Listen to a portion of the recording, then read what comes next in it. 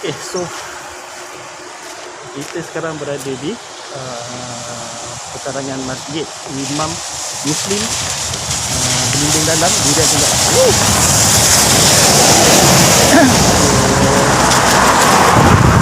Actually dekat dalam ni orang baru jumpa ada satu tapak masjid lama yang dikatakan dia berasal daripada abad yang ke-15.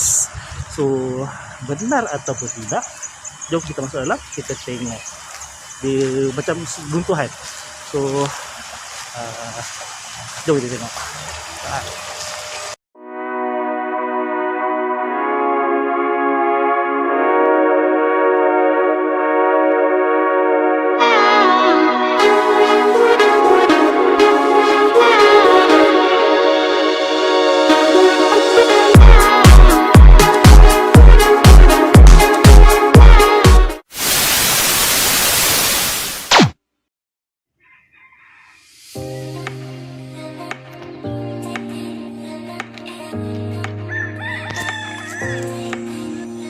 Okay, so kalau kita nak tahu pasal masjid ni sebenarnya terletak di belakang Masjid Imam Muslim. So kalau nak buat carian pasal masjid ni, boleh cari Masjid Imam Muslim Kampung Limbing Dalam Durian Tunggal.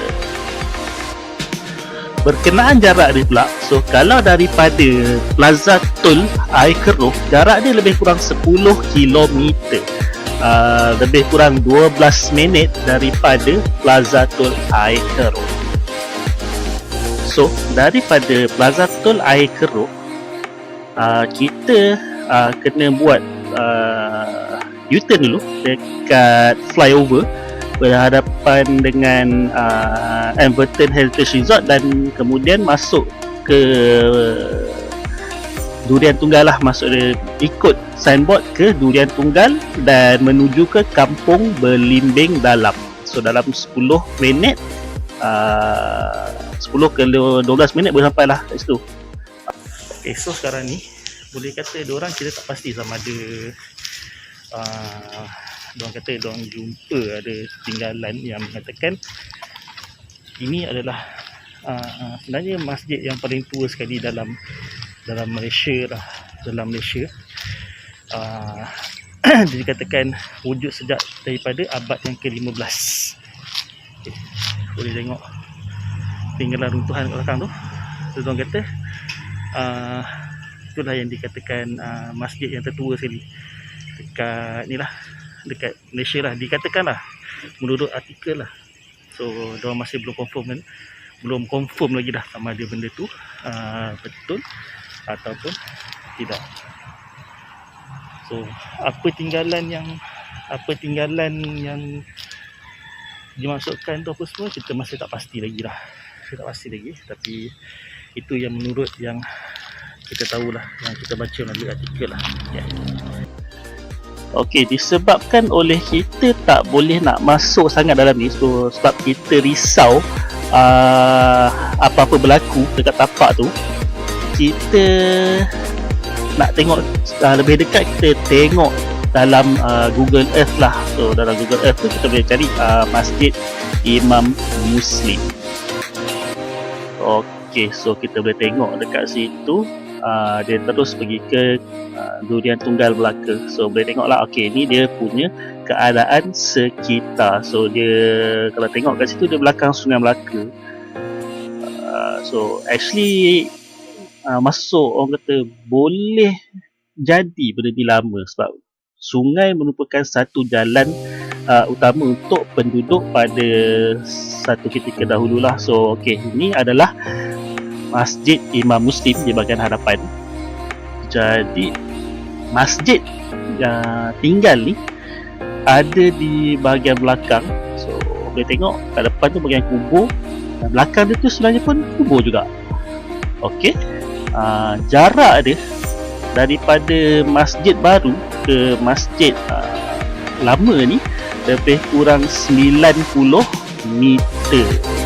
So sebenarnya tak ada timbul lah masjid ni dibiarkan ataupun tak ada masjid kat kawasan tu, sebab sebenarnya masjid baru pun dah ada. So keluasan masjid ni lebih kurang 180 ke 200 meter persegi. So memang make sense lah kalau benda ni ditinggalkan, sebab masjid kat depan ada lagi besar. So untuk menampung kapasiti jemaah yang lebih besar, diorang buat masjid baru kat depan lah. So masjid tu macam dilupakan sebab diorang tak tahu sebenarnya nilai sejarah masjid ni. Okey, so kalau kita nak tengok secara dekat, okey, kita boleh tengok melalui Google Street View, boleh nampak dengan jelas. Daripada depan tak nampak, tapi kita tengok dekat belakang. So hari tu pun saya pun silap sebab saya tak pergi ikut belakang. So tapi dalam Google Street View ni boleh nampak dia punya masjid ni daripada belakang. Kalau kita nak tengok betul, kalau kita zoom in, kenapa diorang kata ini adalah masjid yang sangat-sangat lama, berkemungkinan pada abad yang ke-15, paling lambat pun masjid ni dibina pada abad ke-17 lah. Okay, so kita tengok lebih dekat, zoom in lebih dekat. So kalau boleh nampak kat situ penggunaan batu laterit. So penggunaan batu laterit ni lah yang menunjukkan bahawa ia adalah berasal daripada abad yang ke-15. Sebab batu laterit ni satu batu yang biasa digunakan pada zaman Kesultanan Melayu Melaka lah. Kalau kita nak tengok dia punya banyak binaan-binaan macam fort ke apa ke, semua kebanyakan dia semua menggunakan batu laterit, termasuklah batu nisan dan lain-lain. Okey, ini yang paling dekat yang saya boleh ambil lah. Saya zoom in lah. Inilah keadaannya sekarang ni. Kerja-kerja kajian sedang dijalankan sekarang. Okey, so ni adalah kawasan sekitar. So boleh nampak sebenarnya kalau nak pelihara nak kena pindahkan dulu sebab dah penuh dengan kawasan kuburan Islam lah kat sini. Okey, sedikit info mengenai batu laterit. So kalau kita boleh tengok dalam gambar, ini adalah gambar Perak di Angkor, Cambodia. Ia dibina pada sekitar tahun 961. Dan jika kita nak lihat dekat sini, penggunaan batu laterit untuk membuat bangunan pada zaman dahulu sangat meluas. Jika kita lihat dekat kuil ni, okey, boleh tengok banyak batu laterit digunakan untuk membentuk binaan kuil tersebut. Jadi kalau kita nak tengok batu laterit ni, warna dia kemerah-merahan sebab dia kaya dengan iron oxide atau lebih dikenali sebagai karat. So kenapa orang dulu-dulu suka menggunakan batu laterit dalam binaan mereka? Mereka suka gunakan benda ni sebab dia punya sifat dia, melalui pembacaan saya, dia apabila kita gali, kita keluarkan, mula-mula lembut, tapi bila dah terdedah dengan keadaan sekitar, dia terus jadi keras. Jadi ia menjadi satu bahan yang ideal lah untuk membuat bangunan kerana tak perlukan campuran lain untuk jadikan dia sebuah batu yang keras. Jadi macam mana nak dapatkan batu laterit ni? So batu laterit ni bukannya dekat pada permukaan tanah, tapi dia berada di bawah lapisan tanah. So kalau kita tengok kalau tengok dalam gambar, paling atas sekali tu adalah lapisan tanah yang atas yang biasa. Kemudian dekat lapisan B tu, itu adalah batu laterit. So C tu lapisan selepas batu laterit lah. Kemudian bawah tu adalah orang panggil batu dasar ataupun bedrock.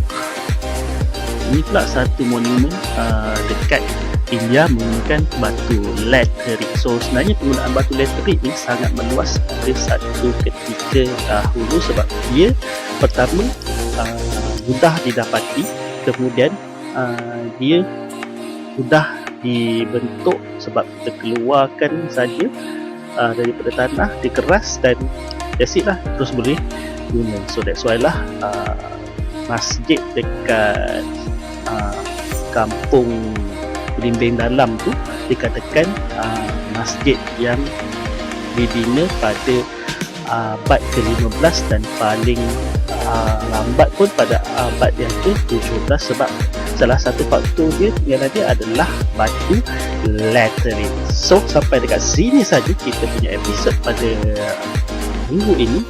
Jumpa pada episod yang akan datang. Okey, jom kita travel.